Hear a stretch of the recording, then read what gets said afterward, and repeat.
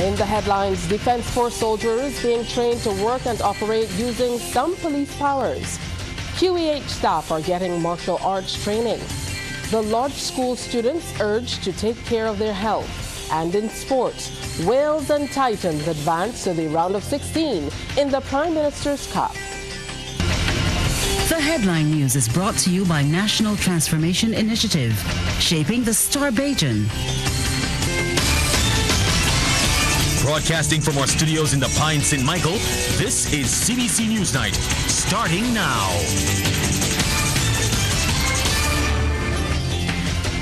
Good evening and welcome. I'm Tisha Hines with the details to the news. The Barbados Defense Force and the Barbados Police Service have joined forces under a new training initiative that gives soldiers powers of arrest while on joint duty. The move follows recent amendments to the Police Act. Our Deanza Roberts has more. The grounds of St. Anne's Fort were the backdrop as members of the Barbados Defense Force and the Barbados Police Service came together for the official opening of their joint training program, the first since the Police Act was amended to allow Defense Force personnel powers of arrest while supporting the police. Chief of Staff of the Barbados Defense Force, Brigadier General Carlos Lovell, says the training allowed both sides to operate seamlessly in accordance with the law. The commencement of this certification course represents both a historic and a strategic step forward, a practical expression of cooperation between our military and our police that has been decades in the making. It is a historic moment. This course has been made possible by the recent amendments to the Police Act, a landmark change that now grants specific powers to members of the Defense Force while in operation with members of the Barbados Police Service. These sessions will focus on law enforcement procedures, ensuring soldiers and police officers work side by side effectively during joint operations. Deputy Commissioner of Police Owen Boyce told the law enforcement officials to be fair in their operations. Your safety is sacrosanct. You cannot do anything unless you secure yourself. If you want to secure others, you must secure yourself.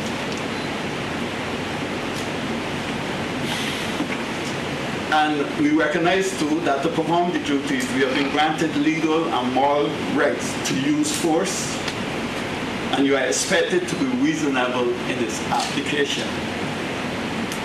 Now, what is reasonableness? And what is the application of force? And what is excessive? Those are things that I believe you would have exposure to in the upcoming weeks in the program. Acting Assistant Commissioner of Police Barry Hunt, in charge of special operations in the Barbados Police Service, encouraged participants to become familiar with the Constitution. I invite you, however, or urge you to make it your business as participants and students to learn the provisions of Chapter 3 of our country Constitution verbatim. Read it and learn it as you learn the different chapters in your Bible, which I'm sure is quite easy for you. So make Chapter 3 of the Constitution of our country your Bible during this journey and going forward. The joint training runs for several weeks and will involve both classroom and field exercises. Deanza Roberts, CBC News. Thanks, Deanza. Queen Elizabeth Hospital staff members are getting training in martial arts. In fact, about 120 of them, mainly security officers and nurses, took up the offer for training in Brazilian Jiu-Jitsu. The move follows the recent increase in violence against nurses. Head of security at the QEH, Adrian Boyce, says after the violent encounters, they began to look at other agencies that could assist them in defending themselves, patients and visitors. We come across the Brazilian Jiu-Jitsu, they send us an email and say, hey, we have something to offer. After that, we came in, we had some meetings, we saw some demos, and we decided that, hey, this is the way to go, because we realized it was easy to learn, it was friendly, and as you can see from the audience and the reaction, is that everybody loved it. The more we come in, we have engaged a lot of the majority of the security staff, which is 98% of the security staff, will be going through this training, along with a cross-section of the hospital staff, because everybody needs to come work feeling comfortable and safe. What we love about this training is because it focuses more on de-escalation first. In more news from the QH, the Queen Elizabeth Hospital has reaffirmed its mandate to protect the confidentiality and medical records of every patient under its care. Officials say they're working to ensure that members of the public understand how to navigate the public healthcare system, ultimately reducing confusion. Chief Operations Officer Dr. Christine Greenidge says healthcare institutions globally face the same issues, one of which is complaints. She's making it clear that only the next of kin, as listed on hospital documents, will be updated with information regarding a patient's health. Dr. Greenidge was speaking as a guest on the QEH Pulse radio show on our Q 100.7 FM. What I find many times when they're siblings, so if Mary is next of kin and you, Shane, is a brother of Mary, then you're coming asking for information or demanding information. Right. And then your other sister demands information. But understand that you are not the designated next of kin. Yes, you are a child or a grandchild, but you are not the individual on the medical record that we can safely and confidentially communicate the status of your loved one. Additionally, the medication delivery service, which was started during the COVID-19 pandemic, has been reaping dividends.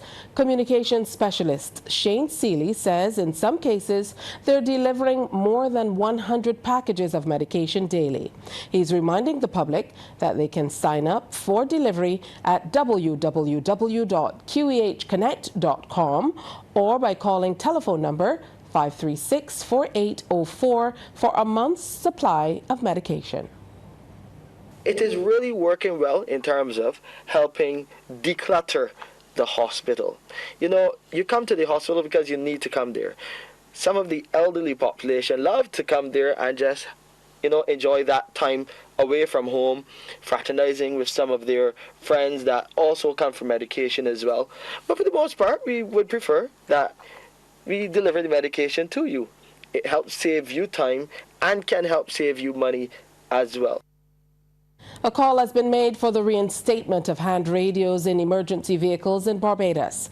The Barbados Citizens Band Radio Association is renewing its push for better communication systems as it marks its 50th anniversary later this year. Veteran radio communications specialist Randy Chandler says hand radios continue to play a vital role in disaster preparedness and emergency response. Trevor Thorpe has more. Veteran radio communications specialist Randy Chandler is emphasizing the critical importance of having two people in each emergency response vehicle during disaster operations. He says this ensures continuous communication and coordination, key factors that can make the difference between life and death. Mr. Chandler says effective communication and collaboration facilitate timely responses, better resource allocation, and faster decision-making during emergencies. But with a radio, it's a one-way conversation. So you put the microphone to your mouth, you answer the person, and you put it down and listen to their reply. Somebody else might cut in, and you might not have another chance to talk for about 20 minutes, which time you'll be traveling along the road free of any obstructions. So it's just for somebody in authority to say, okay, well, we know what these guys are doing. They're competent. They know what they're doing. And we know this for years. It's 50 years now. And I don't recall of any of our members ever getting in an accident using a microphone or the radio.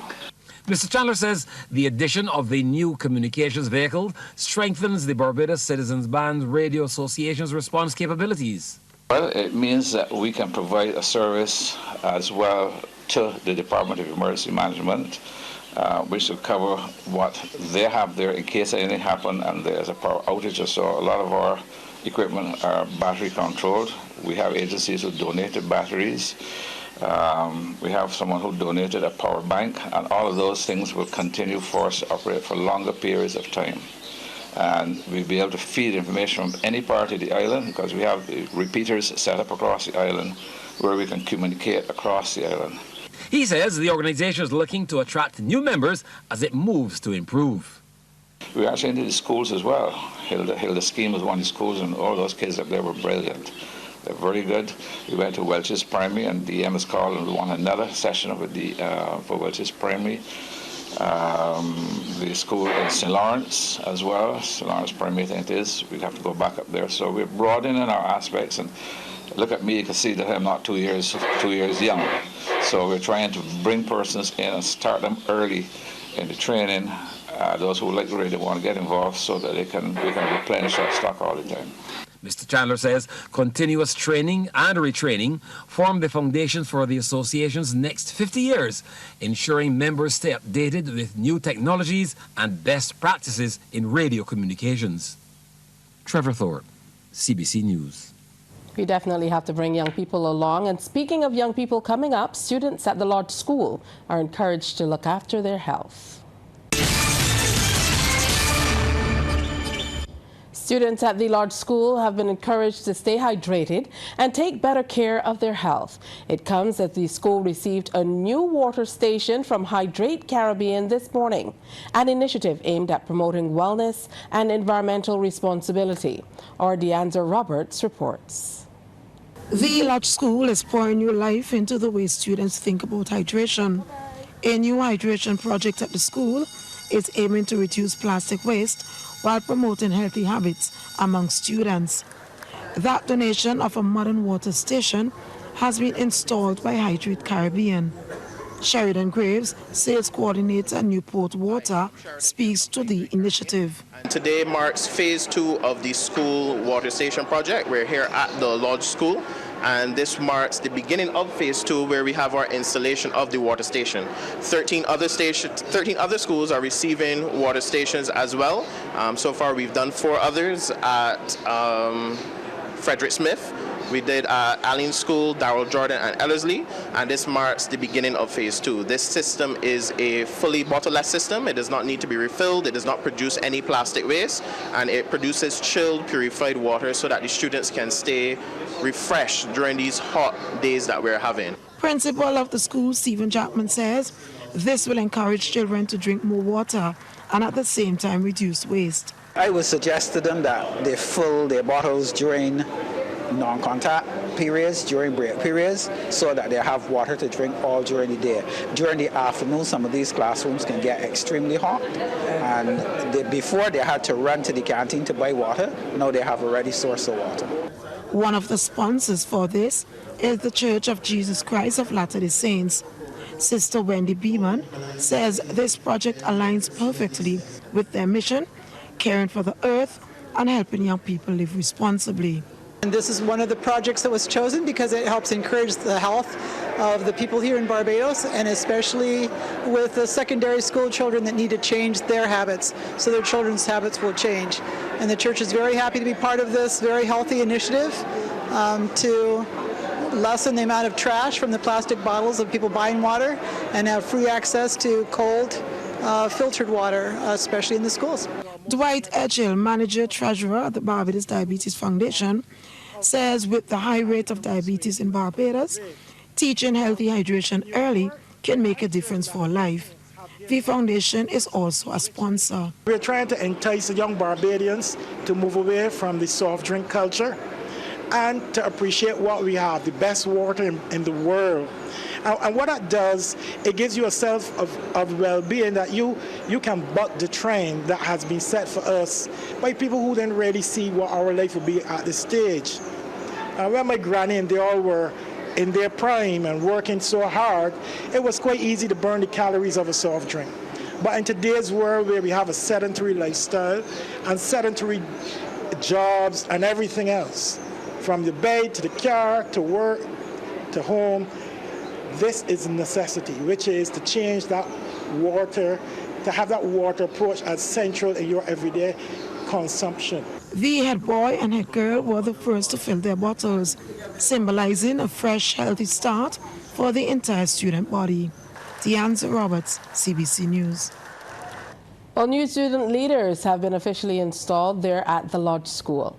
It was a proud moment as the school pinned its new head boy and head girl, young leaders ready to guide their peers with faith and integrity. The ceremony was held this morning during the school assembly. McKenna Clark says she was elated to be named head girl and equally happy to serve the school. It feels really great to be able to have this opportunity to be head girl of the Lodge School. I was very excited when I got this role. This is something everybody looks forward to from first form. And I do plan on trying to do my best to be a leader in the best possible way to the students of the Lodge School. Beaming Daniel Griffith says he wants to be a role model for others to follow. I'm very happy that I will be the head boy for the Lodge School, but on top of that, I realized that it was an awesome pleasure, but also an awesome responsibility. In terms of the plans I have for this school, I generally just want to be an outstanding role model for the students. Keep the legacy going, keep the good work going, push the 5 R's, push the motto. I want that. When I leave this school, I leave it better than I found it. Congratulations are in order. Thousands turned out for the Walk for the Cure organized by the Barbados Cancer Society, which has been deemed a success. A cross-section of groups and individuals took part in the event, demonstrating strong community support and solidarity in the fight against cancer. Trevor Thorpe was there. It was the biggest Walk for the Cure ever, the annual event which is held in support of the Barbados Cancer Society's breast screening program. President of the Barbados Cancer Society, Dr. Shirley Jagru, revealed this just before the start of the 23rd edition of the Walk for the Cure at Warren's yesterday afternoon. The event was officially started by President of Barbados, the Most Honourable Dame Sandra Mason, who cut the ribbon before joining the walkers. Dr. Jagru expressed her pleasure with how the event has been developing. We brought in 16,000 T-shirts and they all went.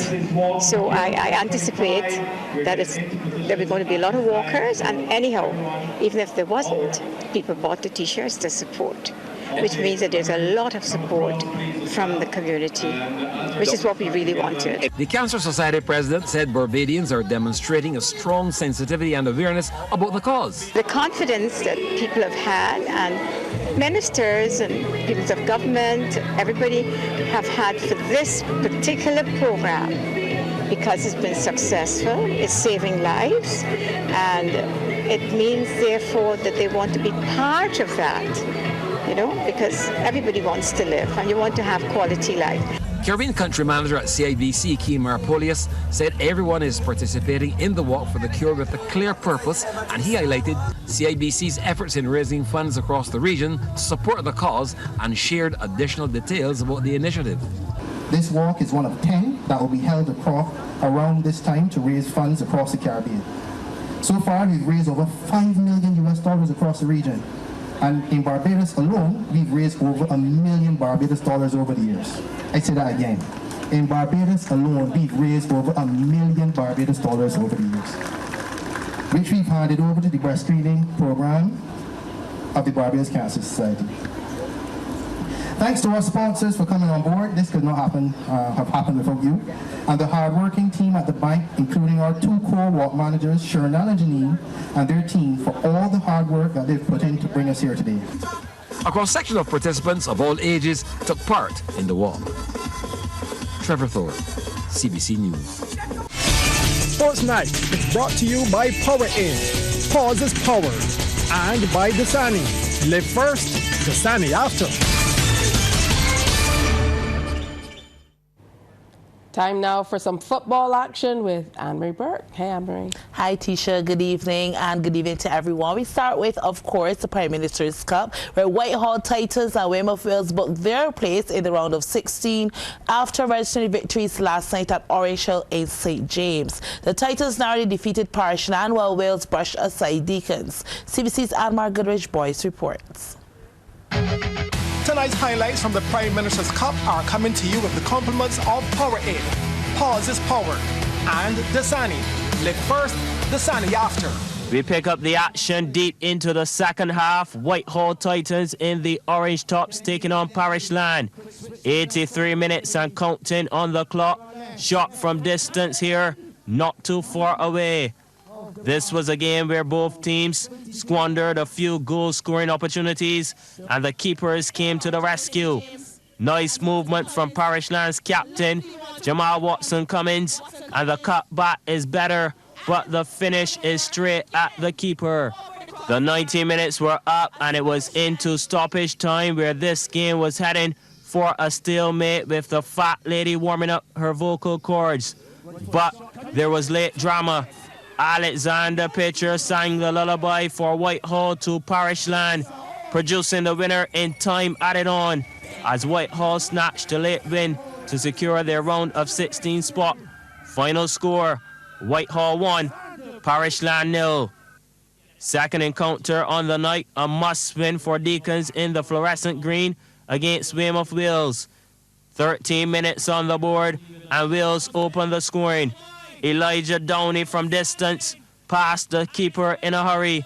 Wales 1, Deacons 0. A few minutes later, Wales doubled their lead. Akil Appaway hangs it up at the back post and Downey was there to collect his second. Wales cruising at 2-0. However, Deacons got a lifeline midway through the first half. Kimar Watson heads it home. Wales 2, Deacons 1. But any thoughts of a Deacons comeback were short-lived. Corner from Downey is met with a glancing header from Super Mario Williams. Wales regain their 2-goal cushion. And they got a fourth in the second half. Substitute Kobe Katamirs joins the party. Wales defeating Deacons 4-1. And Mark Goodrich Boyce, CBC Sports. Barbados will be represented at the 28th edition of the Crafted Gymnastics, that's Artistic Gymnastics, by a 20-member squad. The team was announced during a media conference at the BFA Auditorium by Head of Delegation Sheldine Pinder. It will include a full experience management team and officials led by Coach Alison Jackson. Some of the athletes who spoke to CBC Sports are excited to compete for Barbados. I didn't get selected last year, and I took that time last year when everybody else was overseas. I took that time to improve a lot and better my skills and try to perfect them, and it paid off because this year I got selected. I feel pretty happy to represent my country again, and I'm excited to see what the other countries have to bring this year. Last year I got 2 individual medals. On bars I got a bronze medal, and on beam I got a silver medal, and for the all-around I got another bronze medal. The Crafted Artistic Gymnastics are slated for December 6th and 7th in Trinidad and Tobago. The prevailing hot conditions could have a negative effect on some food prices. This from Chief Executive Officer of the Barbados Agricultural Society, James Paul. He tells the Business Report it is a concern for farmers. One of the critical inputs in fish production is water.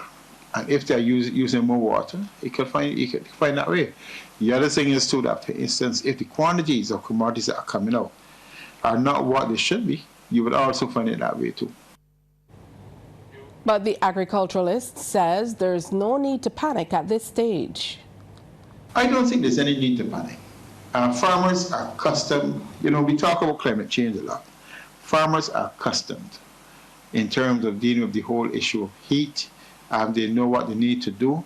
It is only in extreme cases we have not had extremely heavy rainfall, for instance. Which is, which is another problem.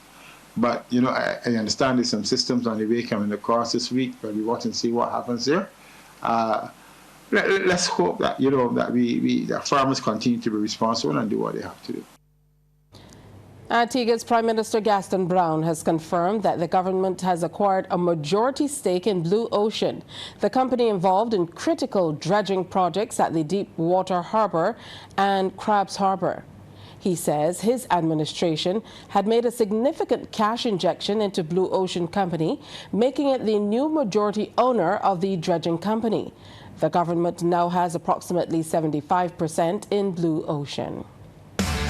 24 teams are entered in this island's top semi-professional football tournament. CBC Sports takes a look at the squads vying for the Prime Minister's Cup. Brought to you by Power Aid, Pause is Power, and Dasani. Live first, Dasani after. Division 2 side Lodge Road FC are one of the new teams taking up the challenge in the 2025 Prime Minister's Cup football competition. The team, which is based in Kingsland, Christchurch, were part of the opening fixtures at Friendship and would have learnt a lot of lessons following their 3-2 defeat to Technique Football Club. The squad has been going through their paces at the Wharton playing field, and team manager Jonathan Bino says they've added 5 young players. One of our new transfers, Mario Warden, for the tournament from Potential Ballers.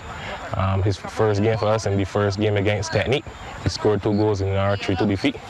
Although it wasn't the result we wanted, he put in a good effort and he scored 2 good goals. The fellas are coming out, putting in the work.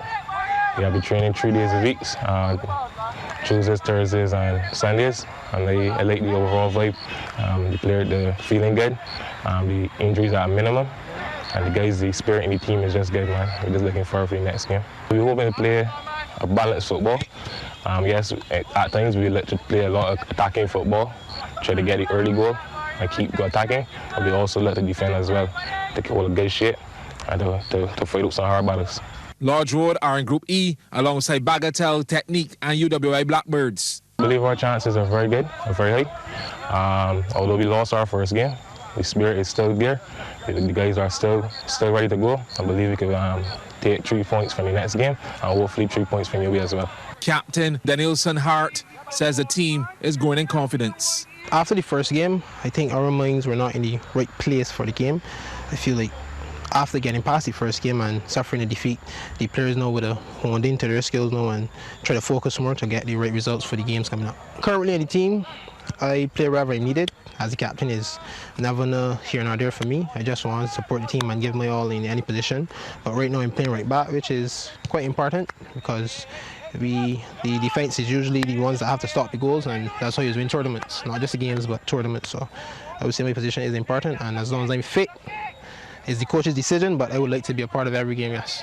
Lodge Road were second in Division 2 of Zone C in the BFA competition this season, behind LNR United. Damien Best, CBC Sports. And a quick shot before we go. Barbados has been named a finalist in this year's Earthshot Prize in the Fix Our Climate category. The recognition comes for the Bridgetown Initiative, a bold push spearheaded by Prime Minister Mir Amor Motley to reform global climate finance and unlock critical funding for countries on the front lines of the climate crisis. The Earthshot Prize is the world's most prestigious environmental award, celebrating solutions with the power to protect and restore nature, clean our air, revive our oceans, build a waste-free world, and fix our climate. And that's news. We want to thank you so much for viewing. Do enjoy the rest of your night.